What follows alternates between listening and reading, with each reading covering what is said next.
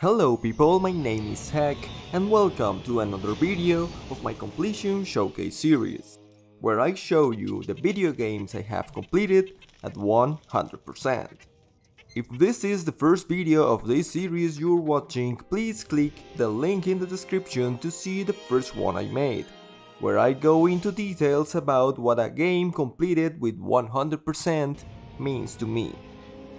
This game has a big place in my heart because it was the first video game I owned ever.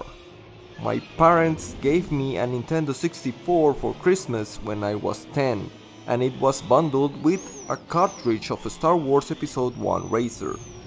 It's easily one of the best Star Wars games out there, and fortunately you can get to play it in any platform you want nowadays. This is one of those games that if I have the chance to replay it, I'll take it. It may seem simple at first, but it does have its fair number of mechanics that you need to take into consideration if you want to reach the first place in any of its 25 tracks, and more so if you want to complete it with 100%. There are a lot of racers from the Star Wars universe, each one with a pod with very specific stats that you must analyze before playing. Just to name some of the mechanics, the pods overheat, for example, if you use the boost for long periods of time, damaging the engines if you are not careful enough. If you hit a wall or other racers, your engines receive damage that you need to repair. If you don't make the repairs accordingly, the pod will become difficult to handle. The amount of time required to repair an engine depends directly to the stats of the pod, stats that can also be upgraded via Watto's junkyard or his store. You also need to be careful while buying stuff. The money you can get is limited, and at the end you risk not having the very best upgrades for your pod if you spend it recklessly at the beginning of the game. Forgot to mention, but the parts you buy can also get damaged if your driving skills are not up to the task. So you need to rely on the repair droids of your hangar to restore the upgrades to its full potential. The tracks are beautifully designed around the Star Wars universe, using vastly known locations like Tatooine and other not that well known like Barunda or Mount Gaza.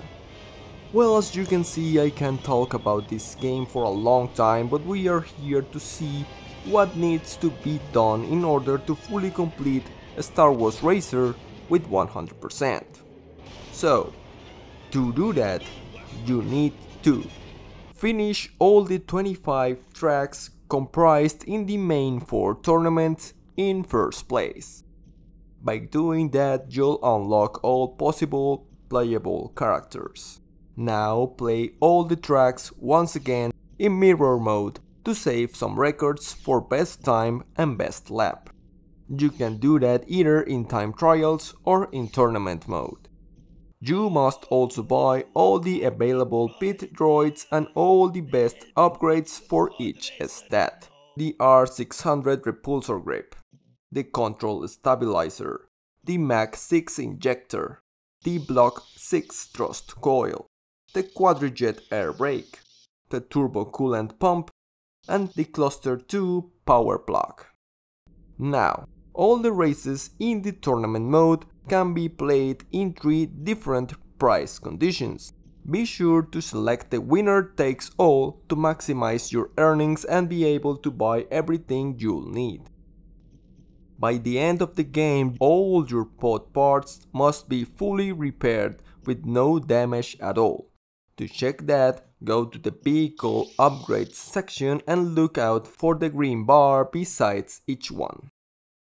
Back in the day when I finished this title in the Nintendo 64, I didn't know about it, so I erased the file and finished the game once again, taking extra care in avoiding unwanted damage to the pod. Here you can see footage of my original game, the same I received at Christmas a long time ago, fully completed with absolutely everything unlocked and all the parts in pristine condition. The parts only get damaged in races you haven't yet completed with first place, so when you do complete all of them, all the parts will forever be in perfect condition. There are no achievements in the Nintendo 64, but since I also completed this game in Xbox, you'll also need to do all of those to count for the 100% completion. It's not complicated and basically you can get all of them by just doing everything I've mentioned. There's only one though that requires to hit 10 racers with Sebulba's weapon. I found that the best way to do this is to go to any track as Sebulba and activate the fire as soon as the race starts. That way all the racers behind you will get hit and you'll only need to repeat the process twice for the achievement to pop. And well, once you do all of that, Star Wars Episode 1 Racer is finally 100% completed. Thank you so much for watching, and if you like what you see, please subscribe, give a like and leave a comment. Please feel inclined to do all of that. Thank you so much for staying to the end. See you around. Champion of the Ultra Classic and the crowd favorite, Sebulba. The power couplings are being activated. Our glorious host, Jabba the Hutt, has moved into the arena.